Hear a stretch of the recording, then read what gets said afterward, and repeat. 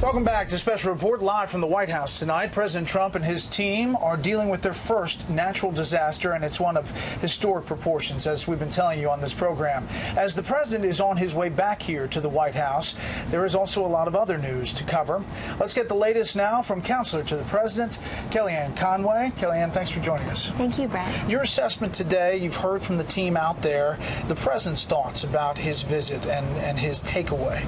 The president, the first lady, and some key cabinet members, along with some other senior staff, Brett, visited Corpus Christi and Austin, Texas today, really to get a briefing from local officials, to see the volunteers in action, the neighbor-to-neighbor, stranger-to-stranger rescues that we've all been seeing and hearing about, and then to go to the state capitol in Austin and receive a briefing from the state officials, Governor Abbott, and their perspectives. He stayed away from Houston, which has been obviously impacted the most, and does plan to perhaps visit that area if appropriate on Saturday later in the week. But the president was really struck today by two major things. One is just the sheer coordination, the efforts being put forth by our local, state, and federal governments, the pre-positioning of assets, the 2.5 million liters of water that we put in place, the 2 million plus meals. And then again, I think the second part is really just the best of the U.S. in action, people helping other people, and making sure that folks are getting the information they need. And we want to thank the media for really connecting people with the information they need: diapers, pet care, housing, food, of course, just the supplies for their basic corporal needs. You know, I heard the president say that the funding is going to come through, that he's going to push the funding through. If you look at the FEMA budget that was submitted, it was actually submitted with a decrease of 7.4%. Obviously, it's before this disaster, but it's a drop of some $838 million. Do you think there's a reconsideration now about that, considering how much you're relying on FEMA tonight? What the president has made clear yesterday in the joint press conference with the president of Finland, and again today in response to a question, is that he expects Congress to help act with him to get the recovery money that the people of Houston, people of Texas need. And Brett, we all know that recovery takes a very long time. Nobody should put an artificial time frame on it. A lot of people suffering, a lot of folks who have a long road of recovery ahead of them, and we will be there for them as a nation. The funding will be there, but in terms of FEMA, if you look at the efforts put forth by the head of FEMA, Brock Long, and his entire team, we have 2,000 members from FEMA on the ground in Texas right now, helping mightily, along with acting director DHS Elaine Duke and her team. And it's just been a remarkable coordinated effort. So the president has made clear he wants to make sure that the funding is there and that we focus on those in need in this regard. Well, the money has to come from somewhere, so I mean, he was going to decrease it, but is he reconsidering that now, looking at what he's looking at? Well, what he has said is he wants Congress to act with him in terms of this specific tragedy. There's other news, obviously big news out of North Korea with this launch of this ballistic missile. We're just getting word that the North Korean leader, Kim Jong-un, was at the actual launch of this missile going over Japan. Nikki Haley, the U.S. ambassador to the UN, said enough is enough today. We heard the president saying that the threats cannot last. What is enough is enough? What does that mean? Well, the president obviously says all options are on the table. He had an extended conversation with Mr. Abe of Japan after Japan, of course, our ally, their sovereignty was attacked in such a brazen way. I mean, this is, I read a couple of different reports today, Brett, that this type of attack has just not been seen in decades, if ever. And obviously the president has been working with South Korea, with China, with Japan, with others in the area.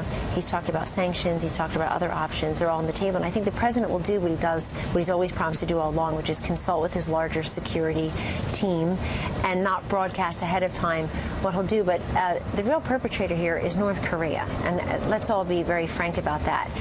This violates just basic international standards of behavior, and North Korea again shows that it is willing to brazenly attack other nations' sovereignty. Last time you were here, we asked about the Russia investigation and how things are progressing. You said it was Hillary Clinton, not the Russians, that propelled Donald Trump to the White House. Now there are these news stories. Here is candidate Trump and then President Trump talking about any ties to Russia. I have nothing to do with Russia. I have John, how many times do I have to say it? Are you a smart man? I have nothing to do with Russia. I have nothing to do with Russia. I have nothing to do with Russia, folks. They said maybe Donald Trump is involved in projects with the Russians. The answer is no. No. Well, I had nothing to do with it. I have nothing to do with Russia. I told you. I have no deals there. I have no anything.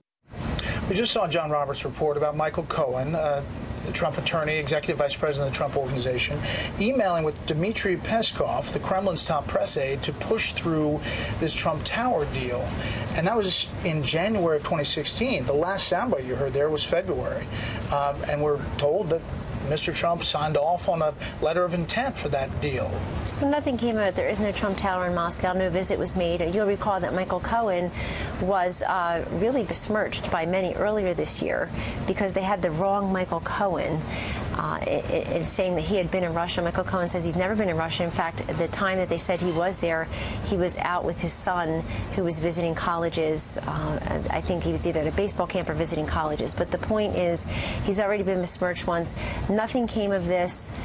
No deal was made, no visit was made. And when the president says he doesn't deal in Russia, what he has said again and again, and those of us who speak on his behalf have reiterated, Brett, is that he was there for the Miss Universe pageant. Happened to go to Russia 8 or 9 years ago now. He has no business dealings there. And in this case, no deal was made. And for all the Trump towers that have been erected all over the world, Moscow is not a place that has one. Sure, but obviously the deal was being talked about. They were looking to push it forward in February of 2016 or January 2016. You would think that nothing at all might not be the accurate statement about that. Well, Brett, let's look at what this investigation was really supposed to be about. If you go back not so long ago, you see everybody breathlessly predicting that you're going to see interference, collusion, and affecting the election results. And I stand by what I said to you last time we were here together on a sunnier day on the lawn, Brett, which is that Hillary Clinton, not the Russians, propelled Donald Trump to victory. I think nobody can argue with that. We'll certainly, her book's not going to change that either. And that's what we were promised. We're promised to show that but for collusion that Donald Trump will not be president. That's just not true. You've got Adam Schiff and Mark Warner, the Democrats who head up the Democratic ranking members in the relevant committees. They spend more time on TV than they do investigating this matter. Yeah, but the last thing on this is the investigation's not over. Do you expect it to end soon? I mean, you've got this guy Felix Sater and emails he sent. It's just churning up a lot of interest. Well, I have no idea when the investigation will end. The president and others around him have said they will cooperate. We are cooperating. People are revealing information they have. Don Jr. has said he'll do that. Jared Kushner has done that. Others have said they'll come forward. But what do we have so far? When the president says it's a hoax, it hasn't gone anywhere, hasn't produced anything, and we can't even get most people in the media to cover what we do know about Debbie Wasserman Schultz's IT aide, who has been charged. And was arrested, and we should know what he knew, what access to information he had. We can't get people exercised about things that we do know, that are evidence, and yet we're constantly have a conclusion in search of evidence.